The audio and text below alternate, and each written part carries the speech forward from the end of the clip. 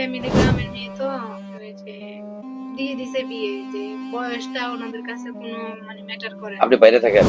জি sir, টাইমিংটা একটু কম থাকার কারণে স্যার আগে বলতে চলে গেছে। আচ্ছা আচ্ছা, বুঝতে পারছি। আপনি বাইরে থাকেন, জি স্যার। মানে আপনার ফিজিক্যাল রিলেশনে একটু উইক জি ছিলেন স্যার, জি আগে। স্যার, জি স্যার। আচ্ছা, এখন কি সমস্যা? এখনো স্যার বোঝেনই তো স্যার, কম বয়সী একটা মেয়ে বিয়ে করছে, কিন্তু স্যার বাচ্চা কাচ্চা হচ্ছে না, টাইমিংও পাচ্ছি না স্যার।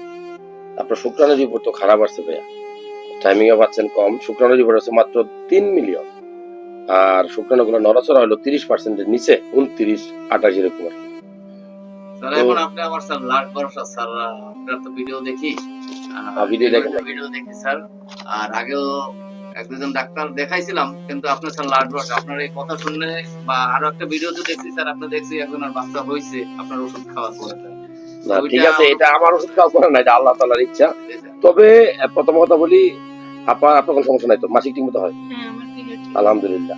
তবে আপনার শুক্রাণুর কোয়ালিটি নরমালি 15 মিলিয়নের নিচে হলে সেটাকে আমরা ভালো শুক্রাণুর কোয়ালিটি বলি না। অলিগোস্পার্মিয়া আছে এখানে, সিভিয়ার অলিগোস্পার্মিয়া আপনারটা।